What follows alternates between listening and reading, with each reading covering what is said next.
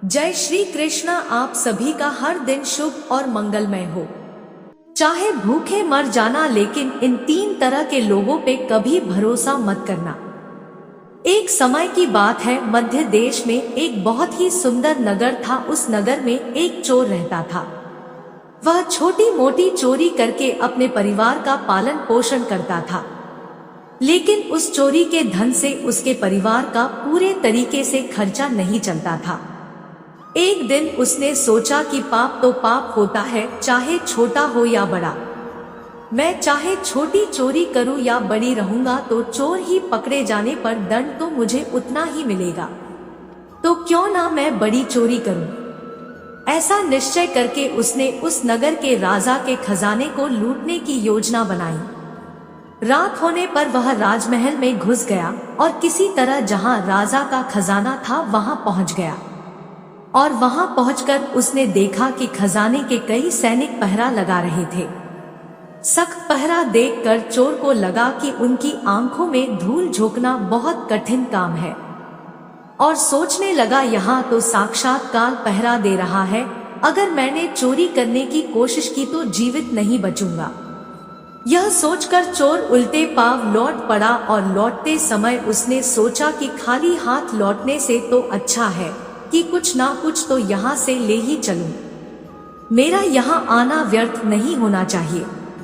चोर के दिमाग में विचार आया कि राजा के शयन कक्ष में चलना चाहिए, जहाँ राजा सोता है, और इस समय राजा अपने राजवस्त्र उतार कर सो गया होगा। मैं राजा के राजवस्त्र चुरा कर ले आऊंगा और उन्हें पहनकर आसानी से धन चुरा कर यहाँ से निकल जाऊंगा।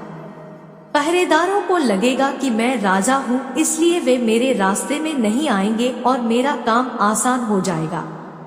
ऐसा निश्चय करके चोर राजा के शयन कक्ष के पास पहुँच गया और उसने धीरे से पर्दा हटाकर देखा तो अंदर का नजारा देखकर आश्चर्यचकित रह गया।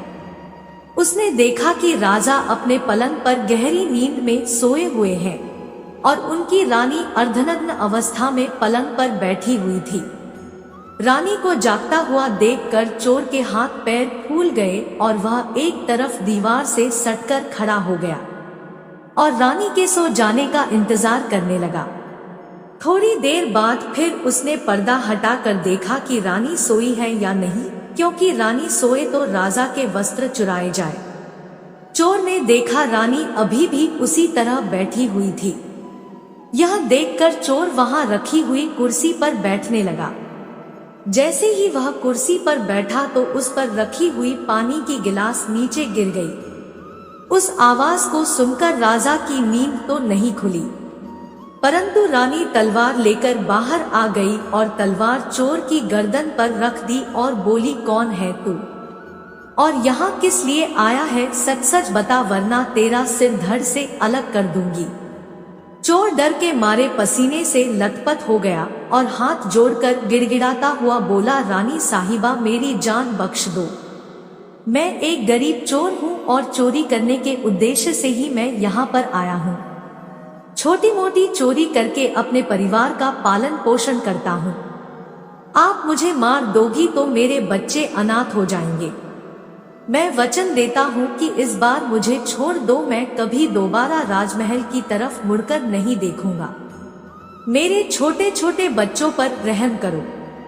रानी को उस पर दया आई और कहा, सुनो, मैं तुम्हें एक शर्त पर छोड़ सकती हूँ। मैं इस समय काम से पीड़ित हूँ। यदि तुम मेरे साथ समागम करो तो मैं तुम्हें यहाँ से जाने दूंगी, वरना एक ही झटके में तुम्हारा सिर काट दूंगी। रानी की यह अनोखी शर्त सुनकर चोर और भी ज्यादा घबरा गया और कहने लगा, रानी साहिबा, यह आप क्या कह रही हो? मैं तो एक चोर हूँ और आप इतने बड़े राज्य की महारानी। मेरी क्या औकात है जो मैं तुम्हारे साथ ऐसा करूं? मेरे लिए तो यह सोचना भी बहुत बड़ा पाप है। रानी ने कहा, मैं कुछ नहीं सुनना चाहती। अगर तुम्हें अपनी जान प्यारी है तो मैं जैसा कहती हूँ वैसा ही करो, वरना मरने के लिए तैयार हो जाओ। रानी का ऐसा प्रस्ताव सुनकर चोर की जान हलक में अटक गई और सोचने लगा, आज मैं बहुत बड़ी मुसीबत में फंस गया। यदि मैंने रानी की बात नहीं मानी तो भी मारा जाऊंगा और बात मान ली तो भी मारा जाऊंगा। चोर बहुत बड़ी दुविधा में पड़ गया कि क्या करूं। आखिरकार उसने रानी के साथ समागम करने की बात को स्वीकार कर ली और बोला, रानी साहिबा मुझे 5 मिनट का समय दे दो, मुझे बहुत जोर से लघु शंका लगी है। पहले मुझे लघु शंका से निवृत्त होने दो, उसके बाद आप जैसा कहोगी मैं वैसा ही करने के लिए तैयार हूँ। रानी ने तुरंत तलवार के इशारे से पेशाब खाने को बता दिया और चोर उसकी तरफ चल दिया और रानी वहीं पर खड़ी होकर उसके लौटने की प्रतीक्षा करने लगी। चोर ने इधर क्या किया, रानी की नजर से बचकर वहां से भाग निकला। भागते भागते जब वह द्वार पर पहुंचा तो द्वार पर जो सैनिक था उसने उसे पकड़ लिया और उससे पूछताछ की। चोर डरा हुआ था। उसने सैनिक को सच सच बता दिया कि वह एक चोर है और राजमहल में चोरी करने आया था, लेकिन रानी ने उसे पकड़ लिया और उसे छोड़ने के बदले एक शर्त रखी थी कि वह उसके साथ समागम करे। इसलिए मैं लघु शंका का बहाना बनाकर वहां से भाग आया और इस तरह से वह चोर गिड़गिड़ाकर सैनिक से उसे छोड़ने का आग्रह करने लगा। सैनिक ने कहा, देख भाई, मैं तुझे एक शर्त पर जाने दे सकता हूँ और शर्त यह है कि तुम्हें पुनः रानी के पास लौट कर जाना होगा और रानी से कहना होगा कि मैं तुम्हारे साथ समागम करने के लिए तैयार हूँ, किंतु उससे पहले तुम्हें अपने हाथ से राजा को मारना होगा। सैनिक की यह शर्त और भी ज्यादा कठिन थी। चोर ने सोचा, वैसे तो प्राण बच भी सकते थे परंतु अब नहीं बचेंगे। अगर रानी से यह बात कही तो रानी मेरा सिर काट देगी। अब चोर को चारों तरफ मौत ही मौत दिखाई दे रही थी। अब मजबूर होकर चोर वापस सती के पास गया और बोला, रानी साहिबा मैं तुम्हारे साथ समागम तो करूंगा, लेकिन मुझे एक बात का डर है। उस समय राजा साहब नींद से जाग गए तो ना तुम बचोगी और ना मैं। राजा साहब हम दोनों को मार डालेंगे, इसलिए तुम्हें एक काम करना होगा, तुम अपने हाथ से राजा का सिर काट दो, फिर हम निर्भय हो जाएंगे। अगर तुम इतना काम कर सको तब तो मुझे तुम्हारी शर्त मंजूर है, वरना मैं तुम्हारे हाथों से मरना उचित समझूंगा। आप मुझे मार दीजिए। काम के वशीभूत रानी चोर से कहने लगी, ठहरो, यह कौन सी बड़ी बात है, मैं अभी राजा साहब को मौत के घाट उतार देती हूँ। इतना कहकर रानी ने दोनों हाथों से तलवार पकड़ी और सोए हुए अपने पति का सिर काट दिया। जब रानी ने राजा का सिर काट दिया तो शयन कक्ष खून से लथपथ हो गया और राजा के खून से रानी भी भीग गई। वह भयानक मंजर देखकर रानी बेहोश होकर गिर पड़ी और उसी समय चोर वहां से फरार हो गया। इधर सुबह राजमहल में शोर मच गया कि कोई राजा साहब को मार गया, मगर राजा को मारने वाले का कोई पता नहीं चल पा रहा था। सब लोग बड़े आश्चर्य में थे कि राजा को सोते हुए कौन मार गया। इधर रानी भी दहाड़ मार मार कर रो रही थी। इस रहस्य को पूरे राजमहल में केवल वह एक सैनिक ही जानता था कि रानी और उस चोर में से किसी एक ने ही राजा को मारा है, परंतु उसने इस बात की चर्चा किसी से नहीं की। इधर राजा के अंत्येष्टि क्रिया की पूरी तैयारी हो चुकी थी। उधर रानी ने घोषणा की कि वह अपने राजा के साथ सती होना चाहती है। यह जानकर रानी पर किसी ने संदेह नहीं किया, क्योंकि रानी अगर ऐसा करती तो वह राजा के साथ सती क्यों होती। इधर रानी सब श्रृंगार करके राजा के साथ चिता पर जाकर बैठ गई। राज्य के सभी लोग राजा की चिता पर एक एक करके लकड़ी रख रहे थे और उन्हें नमन करके पीछे लौट रहे थे। इस प्रकार से सबके बाद में वह सैनिक भी राजा की चिता पर लकड़ी रखने गया जो इस रहस्य को जानता था। उसने धीरे से रानी के काम में कहा, महारानी आप तो सती हो जाओगी, मुझे इतना तो बता देती कि राजा को आपने मारा था या उस चोर ने। यह सुनकर रानी चौंक पड़ी। वह समझ गई कि इसका मतलब इस भेद को यह सैनिक भी जानता है। रानी ने कहा, सुनो, राजा को ना तो मैंने मारा है न उस चोर ने। अगर तुम्हें यह जानना है कि राजा को किसने मारा है तो तुम नगर से बाहर उत्तर दिशा में जो जंगल है उसमें चले जाओ। वहां कुटिया में एक बुढ़िया रहती है, वो तुझे इस रहस्य को जरूर बता देगी। सैनिक को यह रहस्य जानना था, इसलिए वह अगले ही दिन रानी के बताए अनुसार जंगल में चला गया। जंगल में पहुंचने पर उसे वह कुटिया दिखाई दी जिसमें वो बुढ़िया रहती थी। सैनिक उस बुढ़िया के पैर पड़कर बोला, मां जी, मैं एक रहस्य जानने के लिए आपके पास आया हूँ। राजा साहब की हत्या किसने की? तब बूढ़ी माँ कहती है, बेटा, अगर तुझे यह रहस्य जानना है तो तुझे एक काम करना होगा। मेरी कुटिया के बाहर एक बकरा बंधा हुआ है, तू अपनी तलवार से उसका सिर काट दे और सिर काटते ही बकरे का धड़ वहीं गिर जाएगा और उसका सिर हवा में उड़ने लगेगा। तब तुम उस बकरे के सिर के कान पड़कर लटक जाना। वह बकरे का सिर तुझे जिस जगह पर ले जाएगा वहां पहुंचकर तुझे तेरे सवाल का जवाब मिल जाएगा कि राजा को किसने मारा है। अब सैनिक ने वैसा ही किया। कुटिया के बाहर जो बकरा बंधा हुआ था, सैनिक ने उस बकरे का सिर काट दिया। सिर कटते ही वह हवा में उड़ने लगा। उसने झपट कर बकरे के दोनों कान पकड़ लिए। वह सिर उड़ता हुआ उस भयंकर वन के बीचों बीच उसे ले गया। उस जगह पर एक गुफा बनी हुई थी। उस गुफा के द्वार पर जाकर वह सिर नीचे उतर गया। सैनिक सोचने लगा कि इस जंगल में तो कोई मनुष्य नहीं दिखाई दे रहा है, यहाँ भला कौन मुझे राजा की मौत का रहस्य बताएगा। वह गुफा के द्वार पर खड़ा खड़ा यही सोच रहा था और वह गुफा एक राक्षस की थी जिसमें वह राक्षस और उसकी एक बेटी रहती थी। अब शाम हो गई और वह राक्षस अपने भोजन के लिए बाहर गया हुआ था। गुफा के अंदर उसकी बेटी मौजूद थी। इधर जब राक्षस कन्या को किसी मनुष्य की गंध मालूम पड़ी तो वह द्वार पर निकल कर आई तो उसने देखा कि एक हट्टा कट्टा नौजवान गुफा के द्वार पर खड़ा है। राक्षस काम्या से सोचा कि अगर मैंने इसे खा लिया तो मेरे एक समय की भूख मिट जाएगी और अगर मैंने इसे जिंदा रखा तो यह नौजवान मेरे बहुत काम आएगा।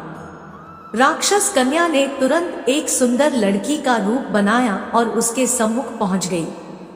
इतनी सुंदर स्त्री आज तक उसने पहले कभी नहीं देखी थी। वह सैनिक उसे देखते ही उस पर मोहित हो गया। लड़की भी उसे अपनाने के लिए आई थी, इसलिए उसे अपनी गुफा में बुलाकर ले गई और उसके साथ खूब मस्ती की। इधर जब राक्षस के आने का समय हुआ तो लड़की ने उसे मच्छर बनाकर दीवार पर चिपका दिया। राक्षस आया और उसने लड़की से पूछा कि बेटी, मुझे किसी मनुष्य की गंध मालूम पड़ रही है। मुझे लगता है कि कोई आदमी हमारी गुफा में घुस आया है।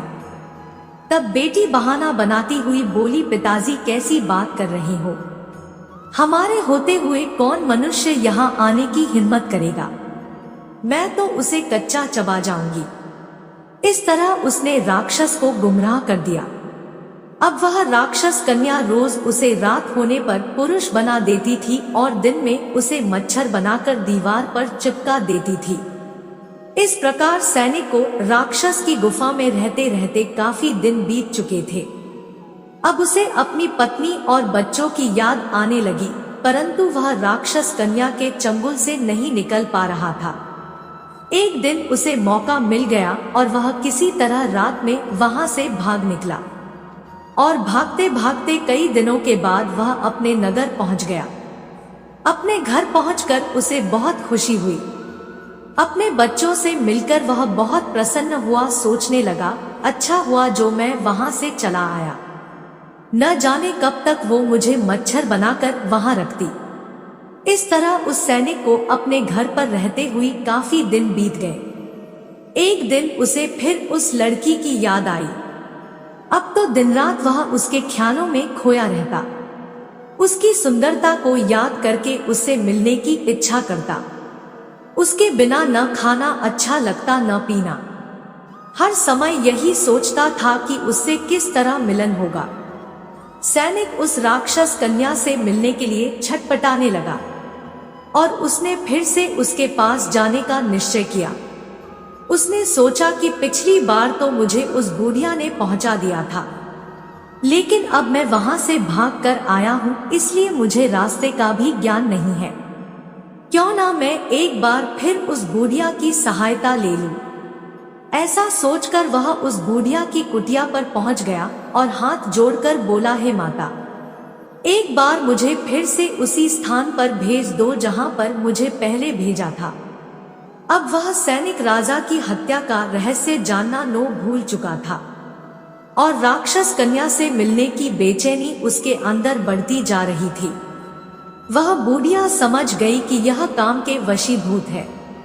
उस बूढ़िया ने कहा, बेटा, पहले तो मेरे पास एक बकरा था जिसके कान पड़कर तुम वहां चले गए।